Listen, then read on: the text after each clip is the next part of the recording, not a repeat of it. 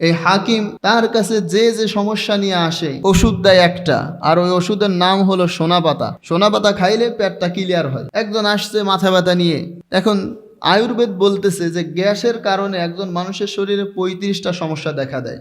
পেট যখন ক্লিয়ার, কিছুটা তো ভালো লাগে, কাজ হয়ে যাইতেছে। আর একজন আসছে হাঁটু ব্যথা নিয়ে, দেশে সোনা পাতা পাঁচপুরো দিয়ে দেছে। তো তার যে সাগরেদ ছিল, ও দেখলো যে আমি থেকে এইখানে বসে কি করব। আমি যে এতদিন এই সোনা পাতা গুঁড়ো করলাম, আমি নিজে না একটা চেম্বার খুলে নেব। ওষুধ তো জানি ওষুধটা কি, একটা ওষুধই দেয়। তো সে নিজেই একটা চেম্বার খুলে নেছে, আর খোলার পরে বলতেছে এইখানে পৃথিবীর যাবতীয় সব রকমের সব রোগের ওষুধ দেওয়া হয়। সেও শুধু ওষুধ জানে কয়টা? একটা। কিন্তু পৃথিবীর সব রোগের ওষুধ দেওয়া হয়, সব সমস্যার সমাধান দেওয়া হয়। তা আসে একজন পেট ব্যথা নিয়ে, দিয়ে দেয় সোনা পাতা 5 পুরো গুঁড়ো করে। আর একজন আসে, তারে দিয়ে দেয় 10 পুরো। এভাবে করে যত মানুষ আসে সবাইকে সে ওষুধ দেয়। কিন্তু একজন আসছে, তার সমস্যা হলো তার গরু হারায় গেছে। এবার বোঝেন, ও শুধু ওষুধ জানেই একটা, সেটা হলো মানুষের শারীরিক সমস্যাগুলো ঠিক করার জন্য, সারানোর জন্য। কিন্তু এবার যখন গরু হারায় গেছে, এই জন্য যখন আসছে, গরু হারানোর ব্যাপারে তো তার কোনো ধারণা নাই, সে তো জানে না। তো এবার যখন গরু হারানোর ইয়ে নিয়ে আসছে, সে তো আর নার্ভাস কাটতে পারে না। সে যদি ডিল কাটে তাহলে বুঝে যাবে যে কেমন কবিরাজ সে হয়েছে, কেমন হাকিম সে হয়েছে। বলতেছে সমস্যার সমাধান আছে, দিয়ে দেশে 10 পুরো সোনা পাতা গুঁড়ো করে, যে সকালে একটা খাবেন, বিকালে একটা খাবেন, আপনার যে গরু হারায় গেছে গরু আপনি পাবেন। এখন এই বেচারির গরু হারায় গেছে, তারা ওষুধ দিয়েছে হাকিম সাহেব, এক পুরো খায়। এবার কাজ করা, গরু খুঁজতেছে। গরু যখন খুঁজতেছে পায় না, যখন যে কি ওষুধ দিলে আর এক পুরো মারি, আর একটা খাইছে। গরু যখন পায় না আর একটা খাইছে। তো একটা খাইলেই পেট ক্লিয়ার হয়। এবার যখন কয়েকটা খাইছে, খাওয়ার পরে এবার ডায়রিয়া শুরু হয়েছে। তো এবার তো যেখানে সেখানে বসতে পারে না। পাশে জঙ্গল ছিল, জঙ্গলের ভিতরে যায় আর আগায়। কিছু দূর পরে যায় দেখে যে মাছ জঙ্গলের মধ্যে তার গরু বসে আছে। এইবার সে এসে এলাকায় বলে দিল যে এমন হাকিমের হাকিম সে, ওষুধ দিয়ে গরু পাওয়ায় দেয়। ওষুধ দিয়ে কি করে? গরু পাওয়ায় দেয়। এলাকায় নাম ছড়ায় গেছে যে এমন হাকিম, তার কাছে এমন কোনো সমস্যা নাই যে সমস্যার সমাধান নাই। তো পাশের এলাকায় দূর রাজ্যের মধ্যে লাগছে ঝামেলা, যুদ্ধ হবে। তো ওই তার যে নিজ এলাকার রাজ্য, ওই রাজ্যের রাজার কাছে যা বলছে যে হাকিম সাহেব আপনি আছেন এই সৈন্য সেনাদের নিয়ে, আপনি কি জানেন আমাদের এইখানে এক হাকিম আছে, সে সব সমস্যার সমাধান দিয়ে দিতেছে, আপনি তার একটু খোঁজ নেন। তো বলছে নিয়ে আসো, হাকিমটা নিয়ে আসো। ও তো কাঁপতেছে যে এতদিনে ওষুধ দিছি, বাটপাড়ি যাই করছি, কিন্তু এইবার যখন যুদ্ধ জেতানো লাগবে, এটা তো আমার দ্বারা সম্ভব না। তো বলছে এই হাকিম সাহেব, তুমি নাকি শুনলাম সব কিছুর সমাধান দিয়ে দিতেছো, সব সমস্যার সমাধান দিয়ে দিতেছো, গরু কি পাইতে, এই যুদ্ধ কি জেতাইতে পারবা? ও বলছে যে কোনো সমস্যাই নাই, এটা সমস্যা হইলো নাকি? তো বলছে পারবা? তো বলছে হ্যাঁ পারবো। কি করতে হবে? আপনি 2 বস্তা সোনা পাতা নিয়ে আসেন। আগে সৈন্যের সংখ্যা শুনছে, শোনার পর বলতেছে 2 বস্তা সোনা পাতা নিয়ে আসেন। ওষুধ তো একটাই, এছাড়া তো আর কিছু জানে না। তো বলছে তুমি বললে 5 বস্তা নিয়ে আসবো, তা আনান। কি করতে হবে? যুদ্ধ যেদিন হবে, যুদ্ধ কবে? আগামীকাল। আগামীকাল সকালে আপনার যে সৈন্য আছে সবাইরে 1 ডোজ দিয়ে দেবেন। 1 ডোজ খাওয়ানোর পরে পরবর্তী নির্দেশ যখন দিব, তখন একটু সময় নেই, ওইখানে তো যাইতে পারবার না, বুঝছো? কে সাহেব? সে তো আর নার্ভাস কাটতেছে না, সে বলছে সব সমস্যার সমাধান আছে। আর যুদ্ধ যেদিন হবে ওই দিন সকালবেলায় কি করবেন? 1 ডোজ খাওয়াই দেবেন সব সৈন্যদের। তা এখন পার্শ্ববর্তী যে রাজ্য ছিল, ওই রাজ্যের গুপ্তচর যারা ছিল, তারাই সেই দৃশ্যটা দেখে গেছে। যা বলতেছে যে রাজামশাই আপনি আছেন যুদ্ধ নিয়ে, তাদের ব্যাপারে শুনছেন নাকি? তারা তো এক হাকিম নিয়ে আসছে, ওই হাকিম সে ওষুধ দিয়ে যুদ্ধ জেতায় দিবে। কি ওষুধ রে? বলতেছে সোনা পাতা। ওরা কি করছে? 5 বস্তা আনছে, বলছে আমাদের 10 বস্তা নিয়ে আয়। ওরা খাবে কবে? ওরা খাবে আগামীকাল সকালে। আজকে থেকে আমাদের খাওয়া শুরু কর। যেটা 1 ডোজ খাইলেই পেট ক্লিয়ার হয়, এটা যখন আগের দিন থেকে খাওয়া শুরু করছে, তাইলে বুঝেন যে আগামীকাল যখন যুদ্ধ হবে তখন তাদের অবস্থা কি? টয়লেটে যাইতে যাইতে সবগুলোর অবস্থা খারাপ, এবার আর তলোয়ার ধরার মতো অবস্থা নাই। তো পরবর্তী ডোজ যারা খাইছে, এদের তো কিছুটা শক্তি আছে। তো আর কিছু জানুক আর না জানুক, এইটা জানতো যে টক দই খাইলে পেটে কিছুটা স্বস্তি হয়। তো ওদেরকে বলছে যে টক দই খাওয়ায় দেন, দেখা গেছে আসলেই যুদ্ধ জয় হয়ে গেছে। এবার সম্পূর্ণ কথা বুঝে থাকলে বলেন, এই যে গরু যে পাইছে, এই যে যুদ্ধ যে জিতছে, এর কোনোটাই কি সোনা পাতার জন্য জিতেছে? ঠিক তেমনিভাবে এই পৃথিবীতে আপনি যদি চলতে চান, আপনি যদি আদর্শবান মানুষ হতে চান, এই পৃথিবীর কোনো মানুষের আদর্শ আপনার জন্য কার্যকর হবে না। আপনার এই জীবনটাকে সুন্দর করতে চাইলে, ইসলামের সুশীতল ছায়ায় যদি আপনি থাকতে চান, আদর্শ মানতে হবে একজনের, আর তিনি হচ্ছেন জনাব মুহাম্মদ সাল্লাল্লাহু আলাইহি ওয়াসাল্লামের। তাছাড়া আর কোনো উপায় নাই। এই পৃথিবীতে মুহাম্মদ সাল্লাল্লাহু আলাইহি ওয়াসাল্লামের চেয়ে সুন্দর কোনো আদর্শ আর কেউ কি আসবে? আর কারো মধ্যে আছে? আল্লাহ নিজে বলে, লাকাদ কানা লাকুম ফি রাসূলিল্লাহি উসওয়াতুন হাসানা। দুনিয়ার মানুষ, আমি তোমাদের জন্য মুহাম্মদ সাল্লাল্লাহু আলাইহি ওয়াসাল্লামের আদর্শের মধ্যে উত্তম আদর্শ রেখেছি। সুবহানাল্লাহ। তাইলে আল্লাহ নিজে দেখা দিতেছে এই পৃথিবীতে যদি আপনি কারো আদর্শ বাস্তব জীবনে বাস্তবায়ন করতে চান, কাউকে যদি ফলো করতে চান, তাহলে 4টা বিষয়ে সে শ্রেষ্ঠ হতে হবে, পরিপূর্ণ হতে হবে। কয়টা বিষয়ে? আমরা আদর্শ যেখানে সেখানে ডাস্টবিনে খুঁজতেছি, কিন্তু আমাদের আদর্শ ডাস্টবিনের মধ্যে না, মুহাম্মদ সাল্লাল্লাহু আলাইহি ওয়াসাল্লামের চরিত্রের মধ্যে। 4টা বিষয় আমাদেরকে পরিষ্কার হয়ে নিতে হবে।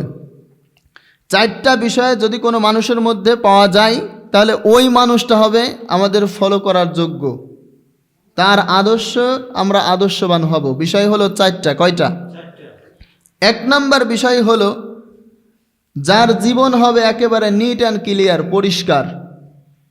খুব খেয়াল করেন, যার জীবন হবে একেবারে কি? পরিষ্কার।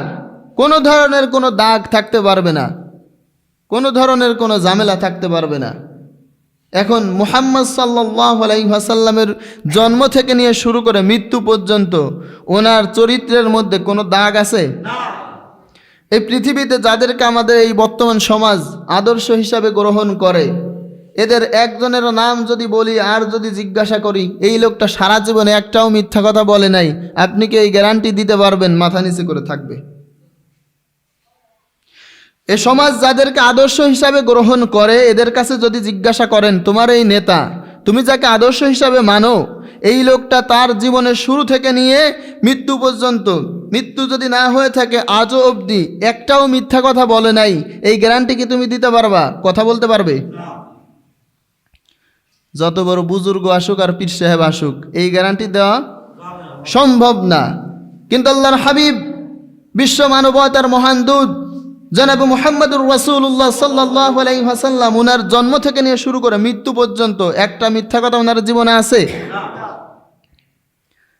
তাহলে আদর্শ হিসাবে যাকে নেব, তার মধ্যে 1 নাম্বার কোয়ালিটি হলো একেবারে কি হতে হবে? পরিষ্কার হতে হবে। সূর্যের আলোটা যেমন প্রদীপ্তমান, এরকম প্রদীপ্তমান হতে হবে, চরিত্রের মধ্যে কোনো দাগ থাকা যাবে না। তাহলে এই 1ম যে কোয়ালিটি বললাম, এই কোয়ালিটি দেখে যদি আদর্শ মানতে হয়, তাহলে একমাত্র আদর্শ হবে মুহাম্মদ সাল্লাল্লাহু আলাইহি ওয়াসাল্লাম। কথা ঠিক কিনা? 2 নম্বর হলো, যে মানুষটা সকল সৃষ্টির জন্য প্রেরিত হতে হবে। কথাটা কঠিন, একটু ভাঙলে বুঝতে পারবেন। আল্লাহ রাব্বুল আলামিন ওনার নিজের ব্যাপারে বলে, আমি হলাম আলহামদুলিল্লাহি রাব্বিল আলামিন, গোটা আলমের রব। গোটা আলমের, আলম গোটা আলমের রব। আলামিন এখানে বহু বচন, আলম অর্থ দুনিয়া, পৃথিবী, গোটা পৃথিবী যত সৃষ্টি আছে সমস্ত সৃষ্টির রব কে? আল্লাহ। এই যে খালি পৃথিবীর মধ্যে আমরা যারা বাস করি, এইটাই কি আল্লাহর সৃষ্টি নাকি? এর বাইরে আছে না? তো সব জায়গার জন্য রব কে? আল্লাহ। আর মুহাম্মদ সাল্লাল্লাহু আলাইহি ওয়াসাল্লামের ব্যাপারে বলে যে, ওমা আরসালনাকা ইল্লা রাহমাতাল লিল আলামিন, আমার মুহাম্মদ হচ্ছে গোটা আলমের জন্য রহমত। সুবহানাল্লাহ। আমি আল্লাহ যতটুকু এরিয়ার জন্য আল্লাহ, আমার মুহাম্মদ ততটুকু এরিয়ার জন্য নবী। সুবহানাল্লাহ পড়বেন না? এটা একটু ভাবেন। এই পৃথিবীতে পূর্বে যাদেরকে আল্লাহ নবী হিসাবে পাঠাইছে, কাউকে দেশে তুমি অমুক এরিয়ার নবী, কাউকে দেশে তুমি বনি ইসরায়েলের নবী, কাউকে দেশে তুমি আদ জাতির জন্য নবী, কাউকে দেশে তুমি সামুদ জাতির জন্য নবী, কাউকে দেশে তুমি মিশরের নবী, কাউকে দেশে তুমি কেনানের নবী। আর মুহাম্মদ সাল্লাল্লাহু আলাইহি ওয়াসাল্লামের ব্যাপারে বলে, আমি আল্লাহ যতটুকু এরিয়ার রব, আমার মুহাম্মদ হচ্ছে ততটুকু এরিয়ার জন্য রহমত। তাইলে চূড়ান্ত আদর্শ যাকে আমরা মানব তিনি হতে হবে সকল সৃষ্টির জন্য। কথা কি বুঝছেন? সকল সৃষ্টির জন্যে। এখন এই পয়েন্টে যদি আমরা আসি, এইখানে দৃষ্টি যদি আমরা দেই, তাহলে আমাদের দ্বিতীয় নাম্বার এই শর্তে আদর্শ মানতে হবে একজনকে, তিনি হচ্ছেন মুহাম্মদ সাল্লাল্লাহু আলাইহি ওয়াসাল্লাম। কথা কি খেয়াল করতেছেন? প্রথম নাম্বার পয়েন্ট হলো যার চরিত্রে দাগ নাই, সেখানে আদর্শ মানতে হলে আসবে একজন, মুহাম্মদ সাল্লাল্লাহু আলাইহি ওয়াসাল্লাম। দ্বিতীয় নাম্বার শর্ত হলো সমস্ত কিছুর জন্য, সারা জাতির জন্য, সমস্ত সৃষ্টির জন্য প্রেরিত, আর তিনি এইটা যদি আমরা লক্ষ্য করি তাহলেও আসবে একজন, তিনি হচ্ছেন মুহাম্মদ সাল্লাল্লাহু আলাইহি ওয়াসাল্লাম। তিন নাম্বার শর্ত হলো বহুমুখী জীবন যার হবে, সব সমস্যার সমাধান যার জীবন থেকে নেওয়া যাবে। খেয়াল করেন, যাকে আমরা আদর্শ হিসাবে নেব, এই আদর্শে মানতে যে তিন নম্বর শর্ত হলো যার জীবনটা হবে বহুমুখী জীবন, যার জীবন থেকে সব ধরনের সমস্যার সমাধান আমরা নিতে পারবো।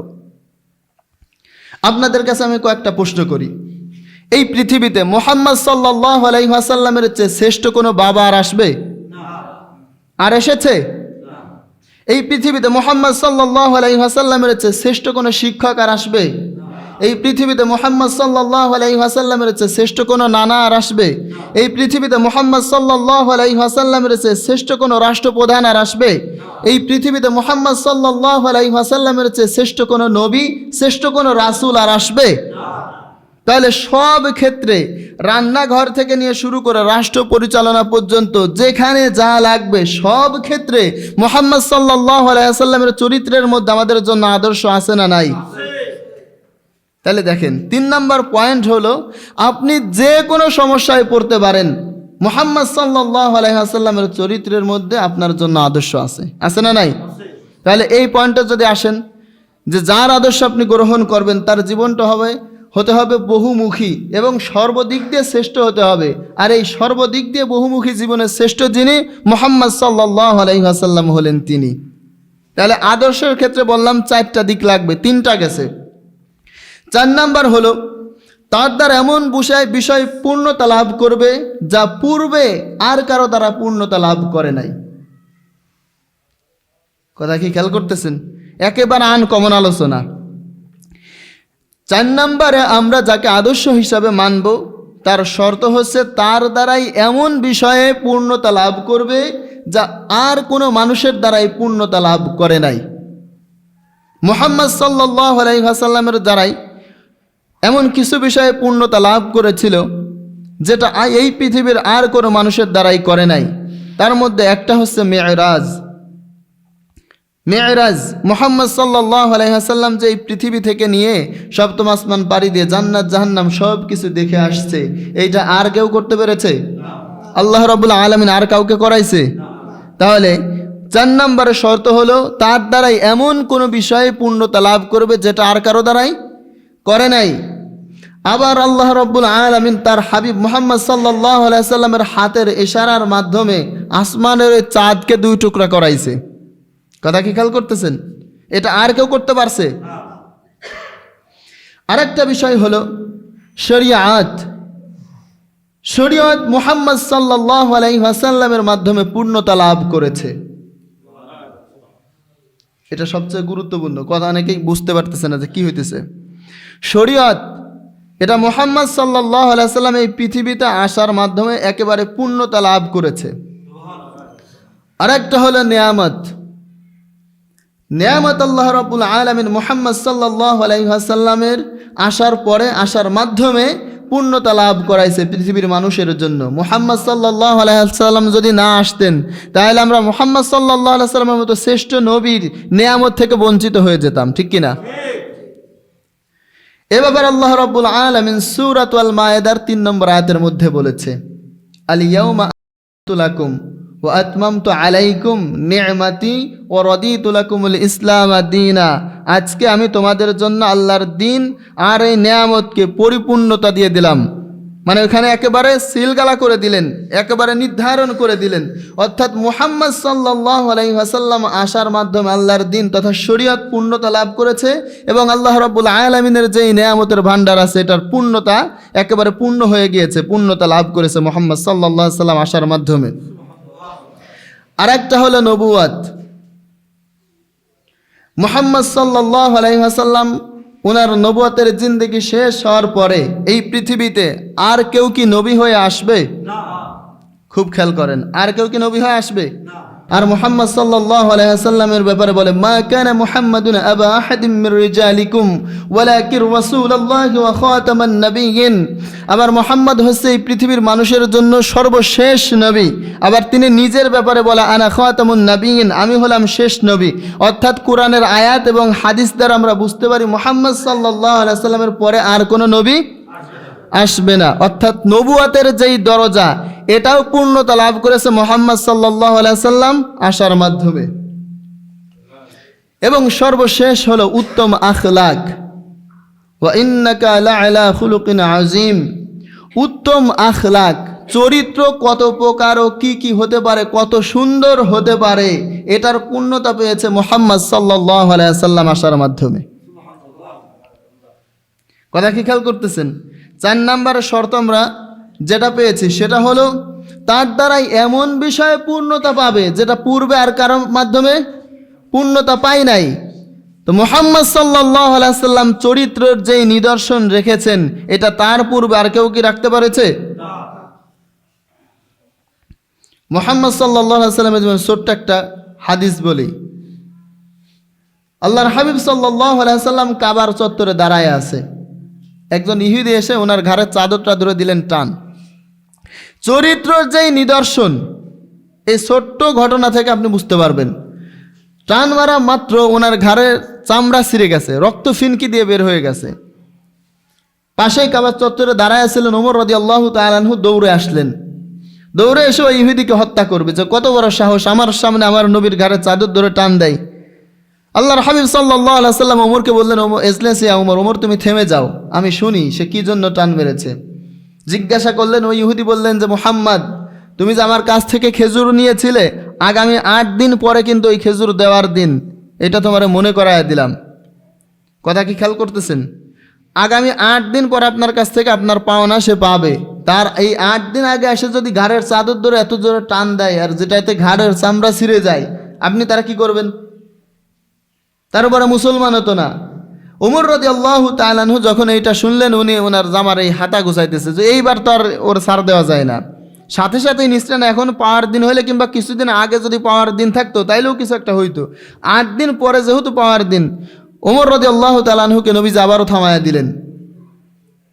ওই ইহুদি এটা দেখে বিশ্বনবী জনাব মুহাম্মদুর রাসূলুল্লাহ সাল্লাল্লাহু আলাইহি ওয়াসাল্লামকে জড়ায় ধরছে আর হাউমাউ করে কাঁদতে শুরু করলেন। আর বললেন যে আমি আসলেই এই চাদর টান দেওয়ার আগামী 8 দিন পরে যে তোমার কাছ থেকে খেজুর পাবো এটার জন্য টান দেই নাই। টান দিয়েছে আমি আমার কিতাবের মধ্যে পড়েছিলাম, শেষ জামানা একজন মানুষ আসবে, তার ধৈর্য আর চরিত্র হবে পৃথিবীর সবচেয়ে শ্রেষ্ঠ। ওইটা তুমিই কিনা এটা দেখার জন্য তোমার চাদর ধরে টান মেরেছি। আর পরবর্তীতে যেই নজির তুমি রেখেছো আমার কাছে বিশ্বাস হয় ওই মানুষটাই হলে তুমি। আর এখন আমাকে কালেমা পড়ায় দাও। ইহুদি কালেমা পড়ে মুসলমান হয়ে গেলেন। অর্থাৎ চরিত্রর যেই নিদর্শন মুহাম্মদ সাল্লাল্লাহু আলাইহি ওয়াসাল্লাম রাখতে পেরেছিলেন ওইটা পৃথিবীর আর কেউ কি করতে পেরেছে? তাহলে যাকে আমরা আদর্শ হিসাবে নেব তার মধ্যে কোয়ালিটি থাকতে হবে 4টা। এক নজর আবারও বলে দেই, কোয়ালিটি থাকতে হবে কয়টা? 4টা। 1 নম্বরে হলো তার জীবনটা হতে হবে পরিষ্কার, কোনো ধরনের কোনো দাগ, কোনো ধরনের কোনো কালি তার জীবনে থাকতে পারবে না। 2 নম্বর হলো যিনি সমস্ত সৃষ্টির জন্য প্রেরিত, এটাও আমরা বলেছি। 3 নম্বর হলো বহুমুখী জীবন। আপনি যে কোনো সমস্যার মধ্যে পড়েন, রান্নাঘর থেকে নিয়ে শুরু করে পার্লামেন্ট চালানো পর্যন্ত যে কোনো সমস্যায় যদি আপনি পড়েন, মুহাম্মদ সাল্লাল্লাহু আলাইহি ওয়াসাল্লামের জীবনীর মধ্যে আপনার জন্য শিক্ষা রয়ে যাবে। আপনি যে সমস্যায় পড়েন তার জীবনী থেকে আপনি সমাধান নিতে পারবেন। আর 4 নম্বরে সেটা হলো তার দ্বারাই এমন কিছু বিষয়ে পূর্ণতা পাবে যেটা পূর্বে আর কারো দ্বারা পূর্ণতা পাই নাই। তো এই 4টা কোয়ালিটি মুহাম্মদ সাল্লাল্লাহু আলাইহি ওয়াসাল্লামের জীবনের মধ্যে আছে না নাই? অর্থাৎ আদর্শ যদি পৃথিবীর কোনো মানুষ খুঁজতে চায়, এই পৃথিবীর দ্বারে দ্বারে না ঘুরে খুঁজতে হবে একজনকে, তিনি হলেন মুহাম্মদ সাল্লাল্লাহু আলাইহি ওয়াসাল্লাম। আর সে ব্যাপারে আল্লাহ রাব্বুল আলামিন বলে, দুনিয়ার মানুষ, লাকাদ কানা লাকুম ফি রাসূলিল্লাহি উসওয়াতুন হাসানা, তোমাদের জন্য আমি মুহাম্মদ সাল্লাল্লাহু আলাইহি ওয়াসাল্লামের মধ্যে রেখেছি উত্তম আদর্শ। সুবহানাল্লাহ বলি।